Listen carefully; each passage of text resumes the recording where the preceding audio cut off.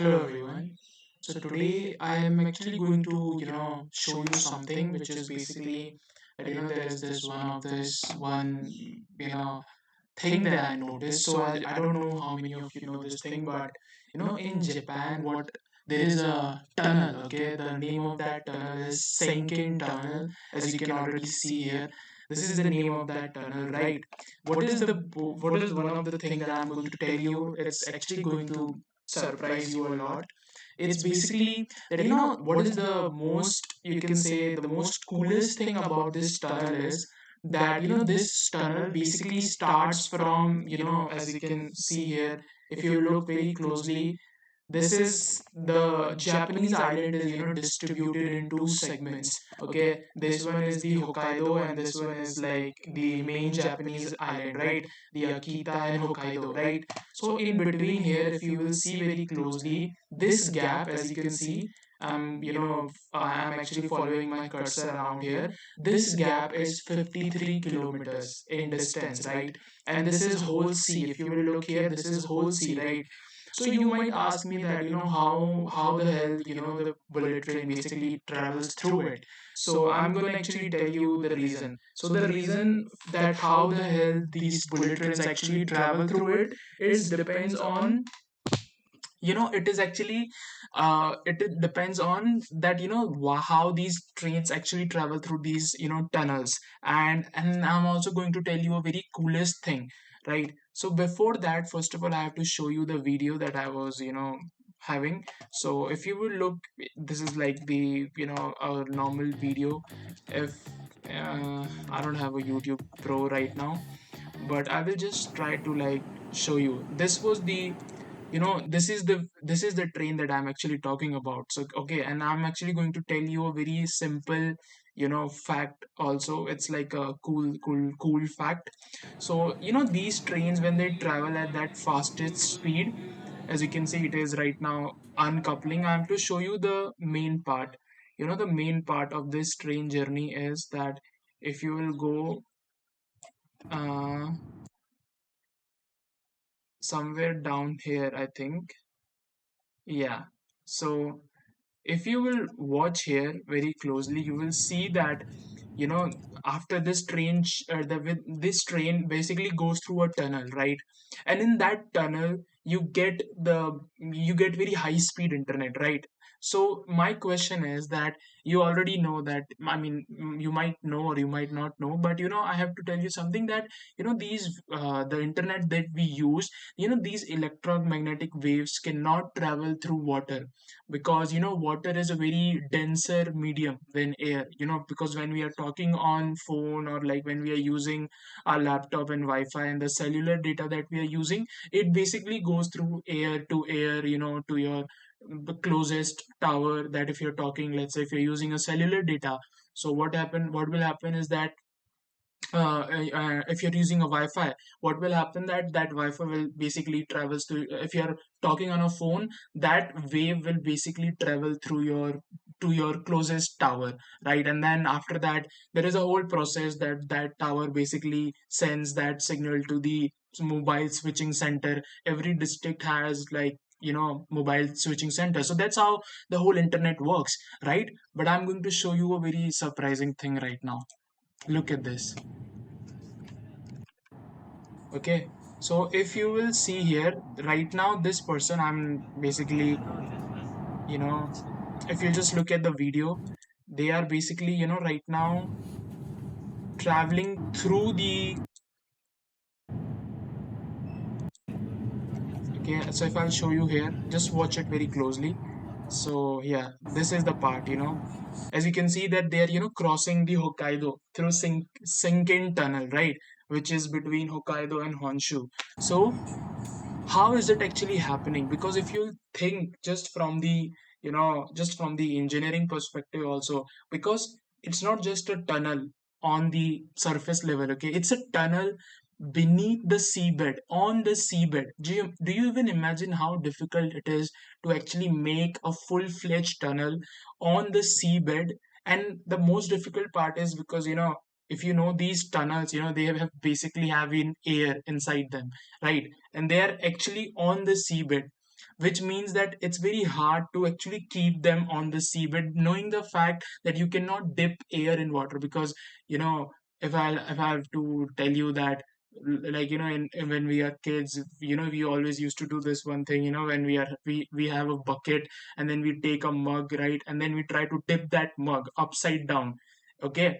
And when you try to push it, you know, there is a buoyancy force, which because that mug has, because the moment you dip that, you know, front, basically the open side of the mug in the bucket, that the air will trap inside that mug, and when you try to force it down, you will see there is a buoyancy force, there's a buoyant force which is acting on that mug.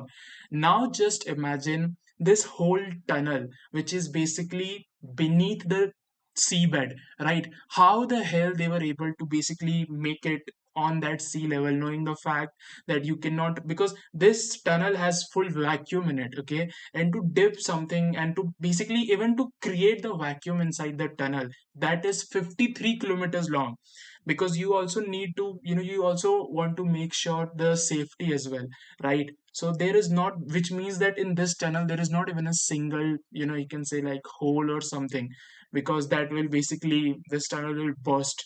Because if that there is any kind of, you know, if there is any kind of you can say like any kind of, you know, a damage or any kind of hole or something, it will basically burst, and then there will be a very catastrophic accident that can happen as well.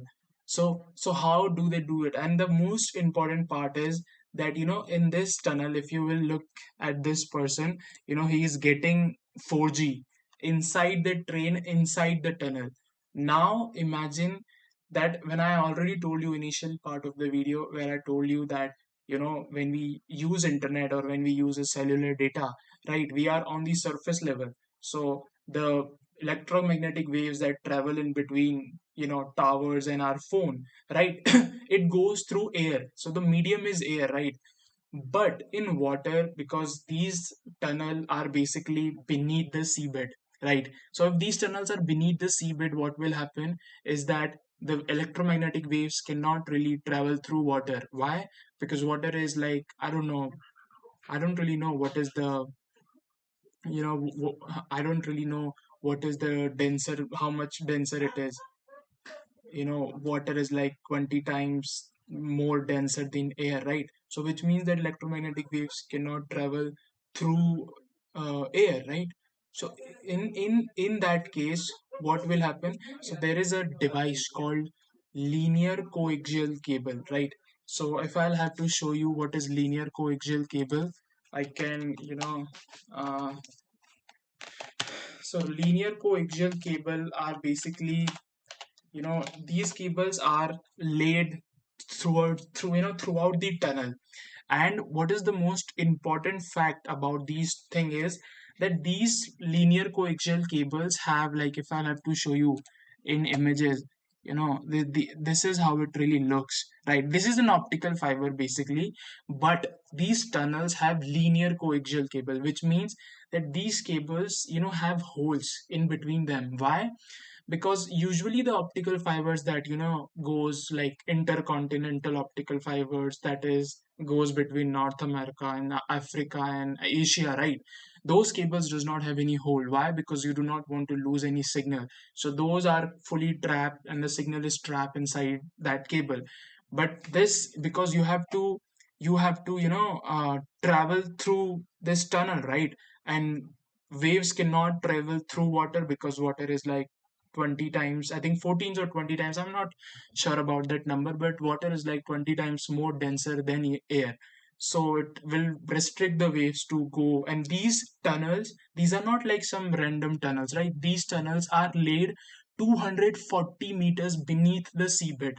It's not like on just below the surface. No, it is 240 meters. If you'll go deep in the sea, that's where these tunnels are, right? So those waves cannot travel through it. So now the engineers, what solution they have, you know, put on is basically they have laid down these linear axial cable, which has been laid down throughout the tunnel. And these, the good thing, the very cool thing about these you know, cables are that these cables have holes in between these, in these cables. Why? Because there is a leakage of signals through these cables that happen in between the tunnels, right?